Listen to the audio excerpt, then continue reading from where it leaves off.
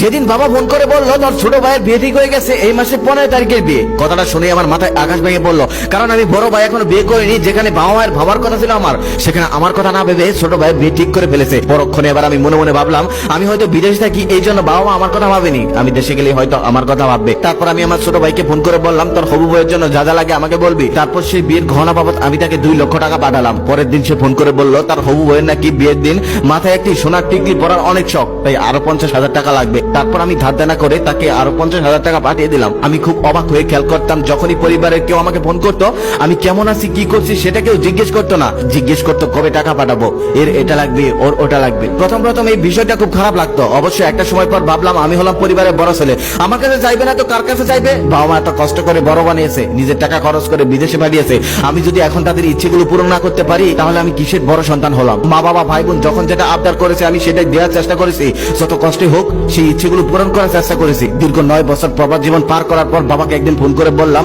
বাবা আমি দেশে ফিরে আসতে চাই। বাবা তখন বলল দেশে এসে কি করবি? তখন আমি বললাম কিছু একটা করব, তোমাদের ছাড়া আর ভালো লাগে না, ভাই বোনদের দেখতে ইচ্ছে করে। বাবা তখন রাগ নিয়ে বলল দেখতে ইচ্ছে করে ভিডিও কলে দেখ, এখন কি আর সেই দিন আছে যে এসে দেখতে হবে? আমি সবেমাত্র ঘরের কাজ ধরেছি, তুই যদি এখন চলে আসিস তাহলে সেই ঘরের টাকা পাঠাবে কে? সেদিন বাবার কথা শুনে আমার মনে হলো আমি আসলে একটা টাকার মেশিন। মানুষ এমনি এমনি বলে না, প্রবাসীরা হলো পরিবারের জন্য শুধু একটা টাকার মেশিন, তাছাড়া আর কিছুই না। এভাবে আরো 1 বছর কেটে গেল, 1 বছরের মধ্যে ঘর কমপ্লিট হলো। তারপরে আমি হুট করে বাড়ি চলে আসলাম, যেখানে বাবার কথা ছিল আমাকে জড়িয়ে ধরা, সেখানে বাবা দূরে দাঁড়িয়ে আছে। ছোট বোন রাগ করে আছে, কারণ ওর হাজবেন্ডের জন্য একটা রোলেক্স ঘড়ি আনতে বলেছিল, আমি এনেছি অন্য ঘড়ি। আমি ছোট বোনকে বললাম আরে পাগলি এই ঘড়িটা অনেক দামি। তখন সে বলল তোমার দামি ঘড়ি তুমিই দাও, আমার হাজবেন্ড এই ঘড়ি নিবে না, তোমার দামি ঘড়ি তুমি হাতে নিয়ে বসে থাকো। অথচ ছোট বোন বলে গেল ছোট থেকে ও যা চেয়েছে আমি কখনোই কোনো ইচ্ছাও ওর অপূর্ণ রাখিনি। ছোট ভাই রাগ করে আছে, কারণ ওর স্ত্রীর জন্য আইফোন আনতে বলেছিল, আমি সেটা আনতে পারিনি, অন্য একটা ফোন এনেছি। ছোট ভাইকে বললাম দেখ আমি একবারে চলে এসেছি, সবার জন্য সবকিছু আনতে হয়, আর আমি যা টাকা ইনকাম করেছি তা তো বাড়িতেই পাঠিয়ে দিয়েছি, আমার কাছে তো তেমন টাকা ছিল না,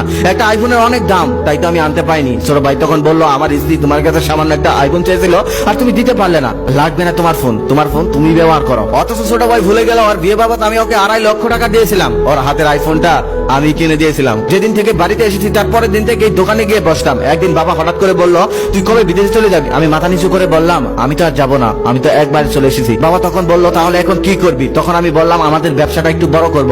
ওপাশ থেকে ছোট ভাই রেগে বলতেছে আমাদের ব্যবসা মানে? এই ব্যবসাটা শুধুমাত্র আমার, এই ব্যবসাতে আর কারো ভাগ নেই, এই ব্যবসাটা আমি ছোট থেকে আস্তে আস্তে বড় করেছি। বাবা তখন এটাই বলল হ্যাঁ ও তো ছোট্ট একটা ব্যবসা নিয়েছিল, সেটার থেকে আস্তে আস্তে বড় বানিয়েছে, এটা তো শুধু অরি ব্যবসা, এটা তো তোর ব্যবসা না, তুই ব্যবসা করতে হলে অন্য একটা ব্যবসা কর। সেদিন ছোট ভাইয়ের কথা আমি যত না কষ্ট পেয়েছিলাম তার থেকে বেশি কষ্ট পেয়েছিলাম বাবার কথায়, কারণ আমি দীর্ঘ 10টা বছর গাদার মতো খেটে কখনো আমার ভাবিনি, সমস্ত টাকা আমি পরিবারকে দিয়ে দিয়েছি, অথচ ছোট ভাই আজকে তার ব্যবসাটা নিজের করে নিয়েছে। তখন আমি বাবাকে বললাম আমি যে 10টা বছর গাদার মতো খেটে টাকাগুলো পাঠালাম সেই টাকাগুলো কোথায়? বাবা তখন বলল সেই টাকাগুলো ওদের লেখাপড়া খরচ, তোর বোনের বিয়ে আর বাড়ি ঘরের কাজে সব শেষ হয়ে গেছে। আমি তখন বাবাকে বললাম তাহলে জমি বিক্রি করে আমাকে কিছু টাকা দাও, আমি ব্যবসা করি। বাবা মুখের উপর বলে দিল আমি একটা টাকাও তোকে দিতে পারবো না, তুই নিজে যা পারিস তাই কর। কিন্তু আমার কাছে তো কোনো টাকা নেই, আমি সারাটা জীবন গাদার মতো খেটে সমস্ত টাকা তো বাবাকেই দিয়ে দিয়েছি। তারপর ছোট বোনের কাছে কিছু টাকা ধার চাইলাম, ছোট বোনও দিল না। নিজের বাবা আর রক্তের ভাই বোনদের থেকে এমন ব্যবহার পেয়ে সেদিন আমি কাঁদিনি, কিন্তু আমার ভিতরটা ক্ষত বিক্ষত হয়ে গিয়েছিল। তারপর আমি কোনো উপায় না পেয়ে আবার বিদেশে চলে যাওয়ার সিদ্ধান্ত নিলাম। যেদিন চলে যাবো সেদিন সবাইকে বললাম দেখো তোমরা হয়তো বাবা বিদেশি টাকা রাস্তাঘাটে পড়ে থাকে,